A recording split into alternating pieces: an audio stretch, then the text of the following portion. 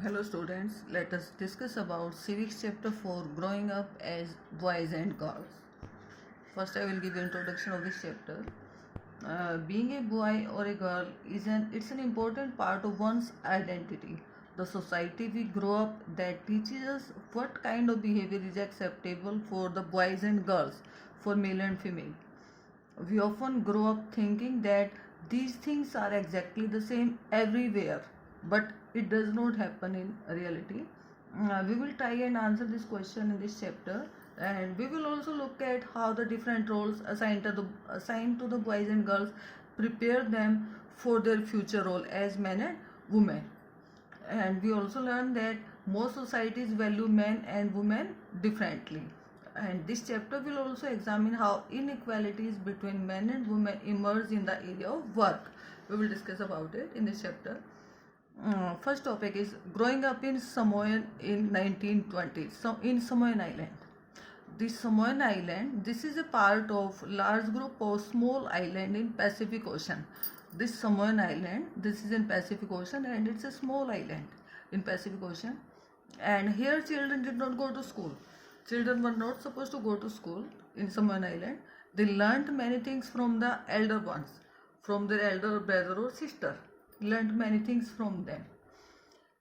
For example, they learned how to take care of the children or do household work from the older one and from their adults. And fishing was a very important.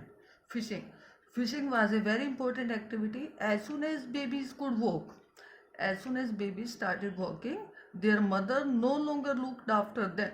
Their mother did not look after them, but their older children or their elder sibling, elder brother or sister, they took over the responsibility of looking after their younger ones. After the age of 14, girls went on fishing trips and cooking was done in special cooking houses. Cooking was done in special cooking houses. Now we will discuss about growing up male in MP in Madhya Pradesh in 1960s. We will discuss about it. Growing up a male person in Madhya Pradesh in 1960. From class 6 onwards, boys and girls went to separate schools.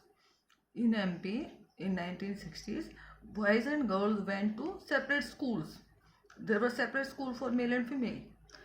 And the girls' school was designed very differently from the boys' school. That was quite different from the girls' school. Boys' school was, and they had a central courtyard. The girls' school, it had a central courtyard where they were safe from the outside world. Where girls were quite safe from the outside world because they had a central courtyard. And the boys' school that had no courtyard, and their playground was a big space. The boys' school that it had no courtyard and their playground that was a very big space which was attached to the school. And the girls always went in groups. The girls, when they move out of the school, they used to move in groups because they were scared of the boys, that's why. And this was unlike the boys who used the streets as a place to stand around idling, to play, to try out tricks with a bicycle. For the girls, the street was a place to get stay at home. And the girls always went in groups because they carried the fear of being attacked by the boys. That's why girls always went in groups. And the society make distinction between boys and girls. What does it mean? We also realize that the societies make clear distinction between boys and girls. They make difference between boys and girls. This begins from a very young age. This distinction or this differentiation begins from a very young age. For example, boys are given cars to play with and girls are given dolls. And boys' toys can be a lot of fun to play with. Why are girls then given dolls and boys are given the cars? What is the reason? Toys become a way of telling children that they will have different futures. It means when they are given different toys to play with, it means that they will have a different future when they will become men and women. If you think about it, this difference is created in the smallest and most everyday things. How girls must dress and what games boys should play, how girls need to talk softly, boys need to be tough. This distinction is also very clear between boys and girls. All these are ways of telling the children that they have specific roles to play when they will grow up. And later in the life, this affects the subject we can study or the career we can choose.